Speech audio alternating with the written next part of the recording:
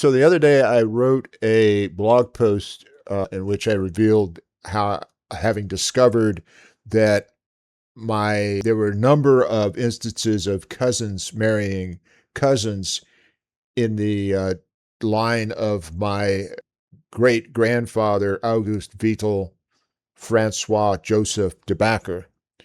He married a woman of Franco-Swiss descent, so they were not cousins. They were not related by blood.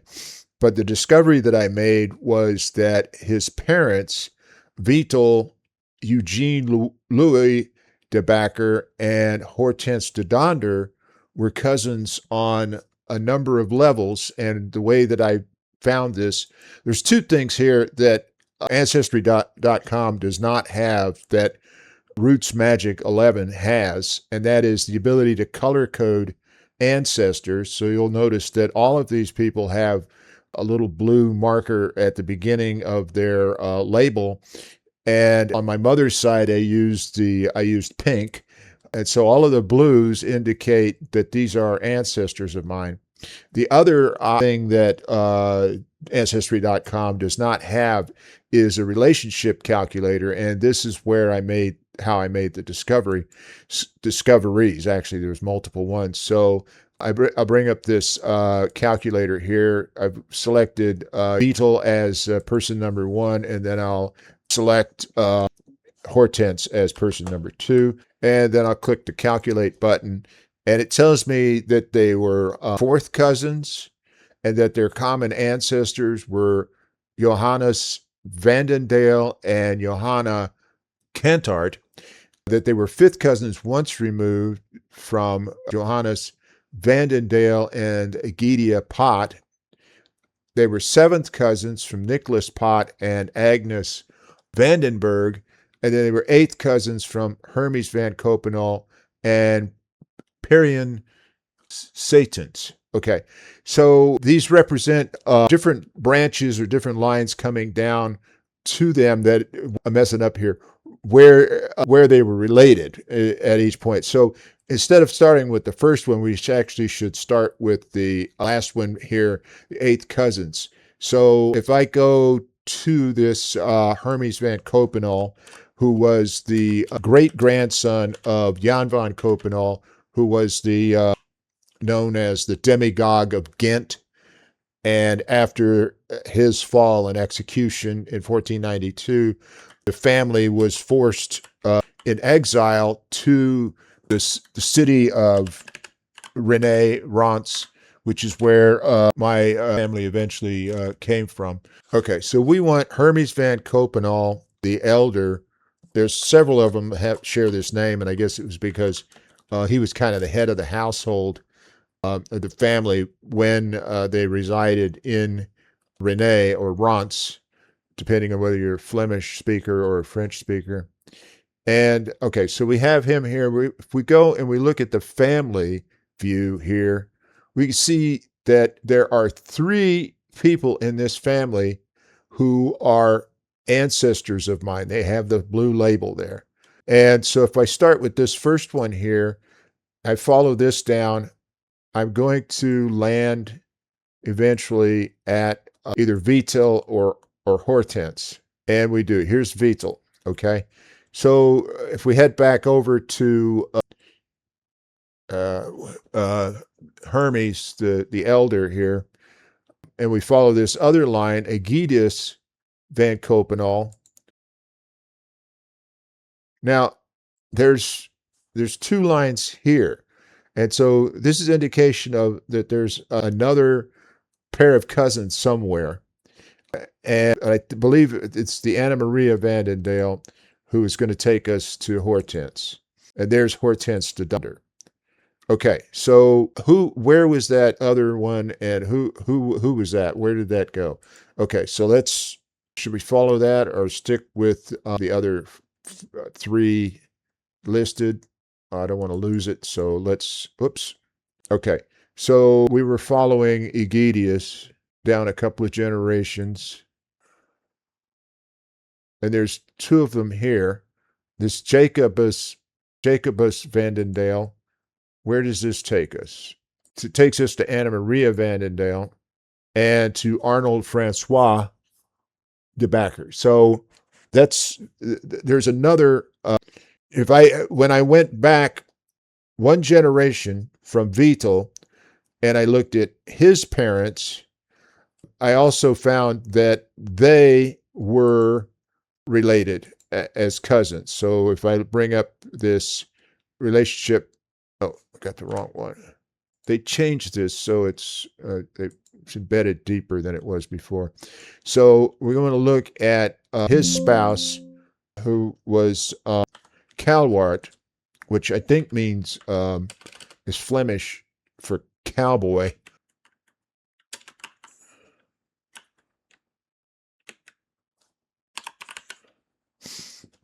And I want Sophia Francois, and we calculate it says that they were seventh cousins, and their common ancestor is Hermie van Copenhagen.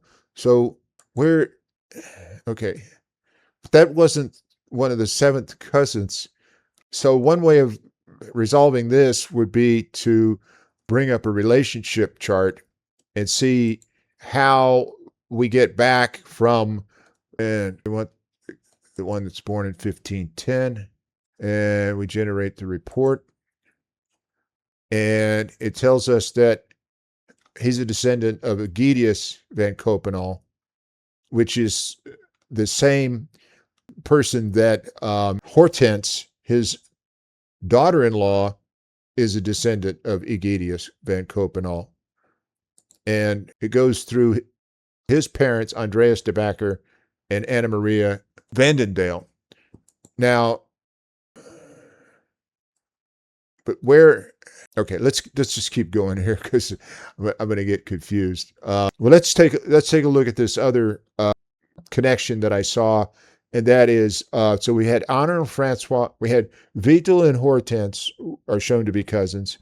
Arnold Francois and Sophia Francois Calwart are shown to be cousins. Now, before we go any further, the Roman Catholic Church had changed its position over the centuries regarding cousins. And so in the early Middle Ages, in the 9th century, the Western Church severely restricted family ties by banning marriages up to the 7th degree of consanguinity, and included distant cousins and even in-laws. And then in 1215, at the Fourth Lateran Council, the Church officially reduced the prohibited degrees from consanguinity from 7 down to 4. And this meant fourth cousins could marry without requiring a dispensation. Now, a fourth degree of I don't think is fourth cousins. I think it's fourth degree is third cousins, right? So the prohibition of fourth degree of consanguinity meant third cousins and below could not marry. Okay, so fourth cousins were okay. So they did not require a dispensation. Now, getting back to Arnold Francois and Sophia Francois Calwart, we showed how they're related back to just being descendants of two sons of Hermes van Copenhagen, so that making him their most recent common ancestor. Now, let's look at the grandparents of Arnold Francois DeBacker, Judicus DeBacker, and Joanna Caterina Duadrepont. And let's bring them up, make him the head of household here. And so if we look at them in the relationship calculator. So we look at them and we do a calculation here, and we says that they're fourth cousins once removed, and that their common ancestor is a man by the name of Jan DeBacker. And you notice how DeBacker is spelled Debackere, which indicates a kind of it's a French spelling of the name. So let's go back to this common ancestor, and we see that he had two sons, Merton DeBacker and William DeBacker. And the color coding indicates that they are both ancestors of mine. So if we follow Merton down, it takes us to Adrianus DeBacker, to Adrianus DeBacker, to Gerardus DeBacker, and previously, this was the furthest back that I had gone. Actually, it was to his son, Jacobus, or Jacques DeBacker. So I'd only gone back as far as Jacques DeBacker, then I picked up Gerardus, and then later on, the line going all the way back to Jan DeBacker. Now, I had seen that there was a woman by the name of Maria DeBacker, but I did not know anything about her parentage. She married Louis de Wadrepont. And so here I've gotten to Judicus DeBacker. And, notice his wife here is Joanna Katerina DeBacker. I mean, de Wadrepont. Okay. So, and as I said, they're fourth cousins once removed. Now, if I go back to this common ancestor, and then I follow William down, here's the Marie DeBacker, and here is her marriage to Louis de Wadrepont, who was a minor nobility or heritage.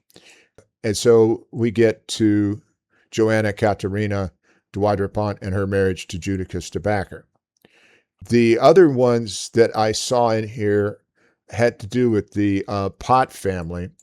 And if we go back to Pot, and I believe it's Nicholas, and who lived in the 1500s. Which one is it? Both of them are shown as ancestors. I wonder if is there a duplication here?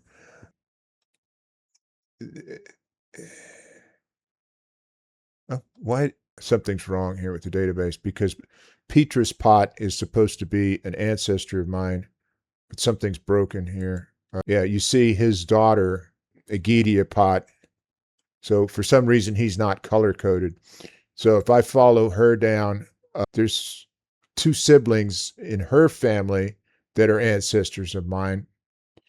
And if I follow this guy down, that eventually, there's two in this family also.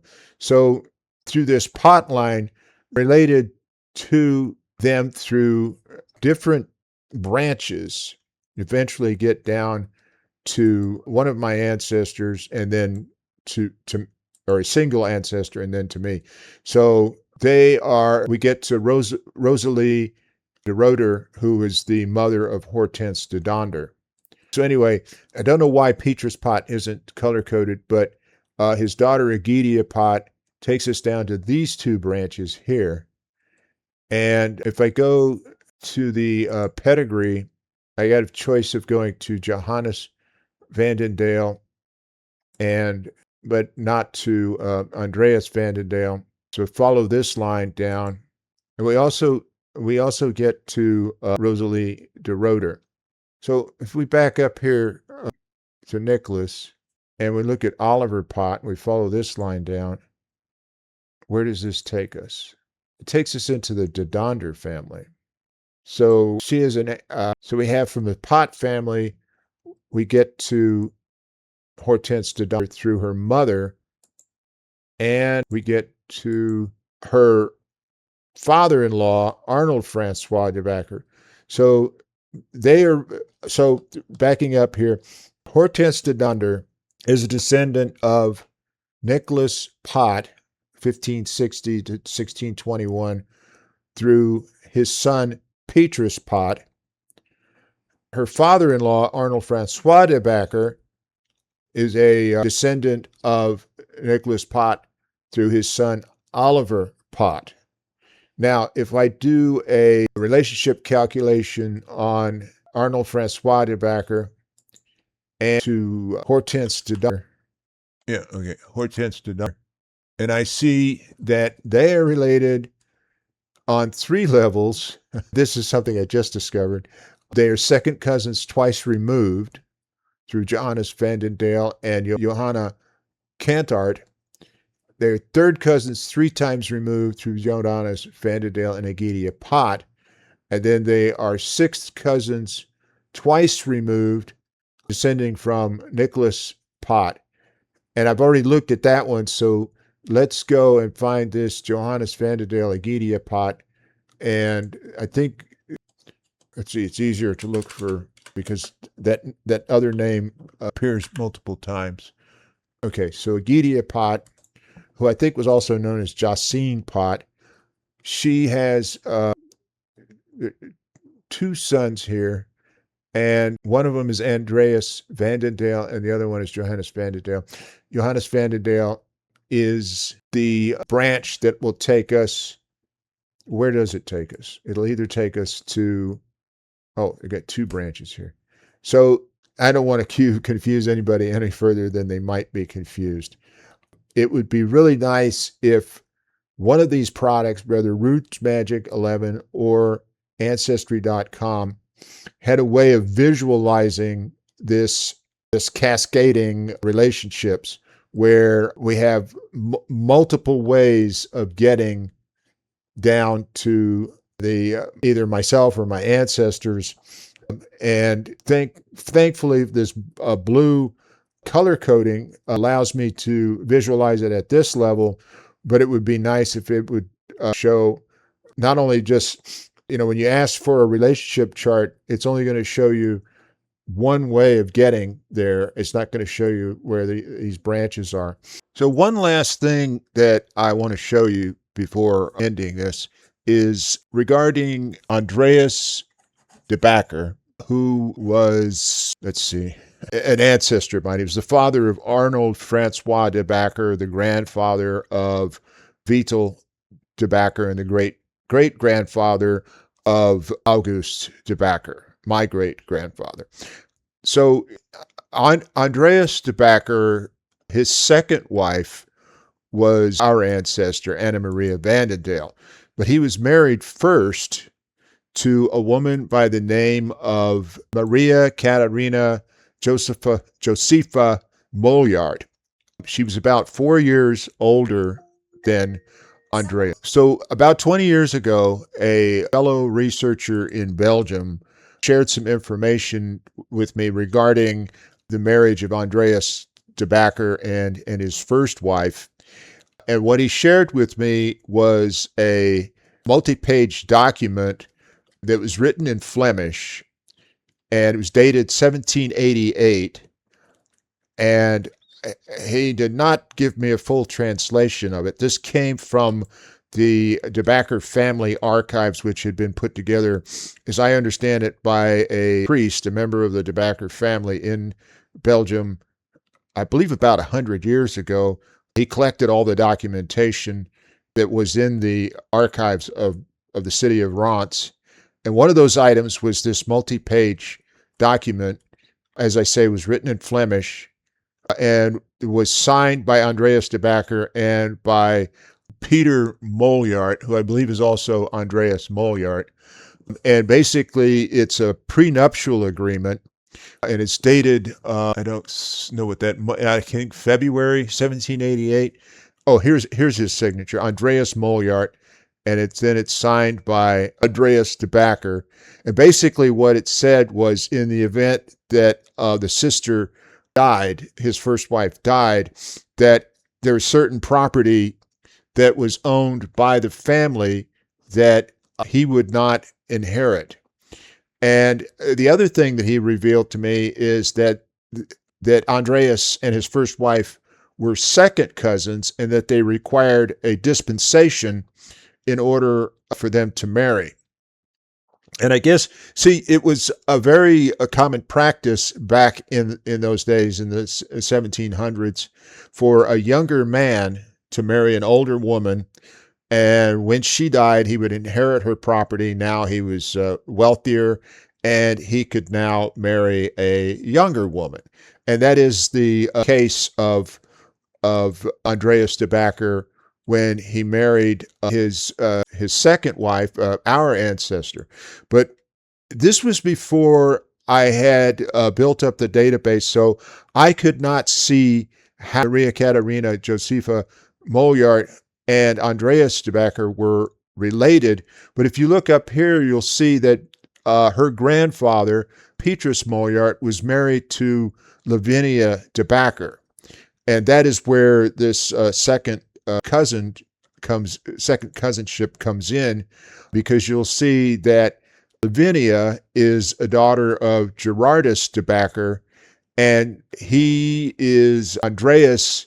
He's the father of Jacobus or Jacques DeBacker, and he's the grandfather of Judicus DeBacker, and he's the great grandfather of Andreas DeBacker, and that's where the second cousins come in. So now, if I use a relationship calculator and I look at the relationship between he and Maria Caterina Josepha Mollart, and I calculate it down, it says that they are second cousins, and that their common ancestor is this great-grandfather, is it great-grandfather? Gerardus DeBacker. And so people who have the same grandfather are first cousins, the same people who have the same great-grandfather are second cousins. But then he's also shown as being a fifth cousin once removed, that they are fifth cousins once removed, dating back to Jan DeBacker, who would, I guess, be their sixth great grandfather, his sixth great grandfather, and her fifth great grandfather. So Andreas's father, Judicus DeBacker, was married to Joanna Caterina. And as I said before, you'll see that he's the son of Jacques DeBacker or Jacobus DeBacker, and she is the daughter of Maria DeBacker. And so if we go back from Maria to Johannes DeBacker and Adrianus DeBacker and William DeBacker, we'll see that her ancestor is Jan DeBacker. And then we look at his family, we'll see that those two sons are both ancestors of mine. And that sort of takes us full circle. And that's all I had to share, and I'll see you later. Bye.